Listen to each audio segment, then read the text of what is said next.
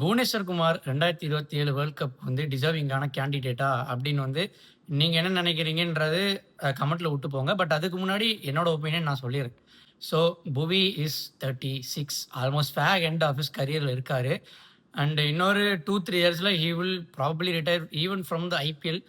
ஏன்னா 2020ல ஒரு மேஜர் இன்ஜுரி ஆச்சு அவருக்கு. அந்த தை இன்ஜுரி வந்ததுன்னு நினைக்கிறேன். ஸோ அன்னையிலேருந்து அவரோட பேஸ் வந்து 140லேருந்து 135 டிப்பா இருக்கு. எஸ், நீங்க சொல்றது புரியுது. ஐபிஎல்ல ஃபெனாமினலா போடுறாரு. 4 ஓவர் கன்சிஸ்டன்ட்டா அந்த லைன் லென்த் கிளாக் பண்றாரு, விக்கெட் எடுக்கிறாரு, எல்லாமே ஓகே. பட் ஐபிஎல் வந்து ஒரு 2 மாசம் டோர்னமெண்ட். அந்த 2 மாசம் டோர்னமெண்ட் 4 ஓவர் கன்சிஸ்டன்ட்டா போட்டு போயிடலாம். பட் நீங்க இந்தியாவுக்கு ஆடுறீங்க, especially if you are playing an ODI world cup 2027 ODI world cup வந்து நீங்க ஆடுறீங்கன்னு வைங்க, you will have to keep yourself fit for consistently for 2 years. அடுத்து எவ்வளோ சீரிஸ் ஆட போறாங்கன்னு தெரியல. அந்த சீரிஸ்ல நீங்க 50 ஓவர் ஃபீல்டிங் பண்ணணும், 10 ஓவர் அதில் பவுலிங் போடணும், 3 ஃபேஸ்லையும் போடணும்.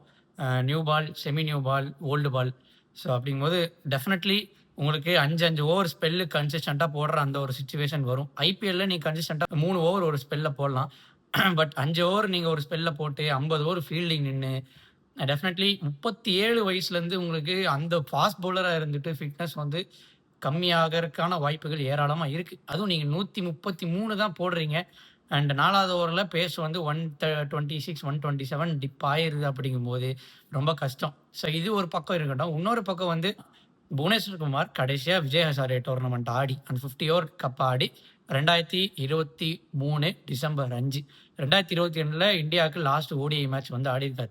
ஸோ 3 வருஷம் இடைவேளை விட்டுருக்காரு. அந்த ஓடிஐ ஃபார்மேட்டே 3 வருஷம் ஆடலை.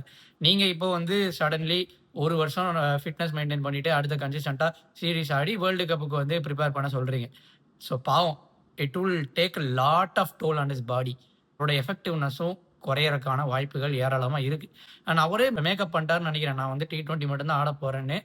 அதனால அவரே வந்து விஹெச்டியாக இருக்கட்டும், ரஞ்சியாக இருக்கட்டும், அவர் எதுவுமே ஆடுறது கிடையாது. டெஃபினெட்லி புவனேஸ்வர் குமார் 2027 ஆட போகிறது கிடையாது.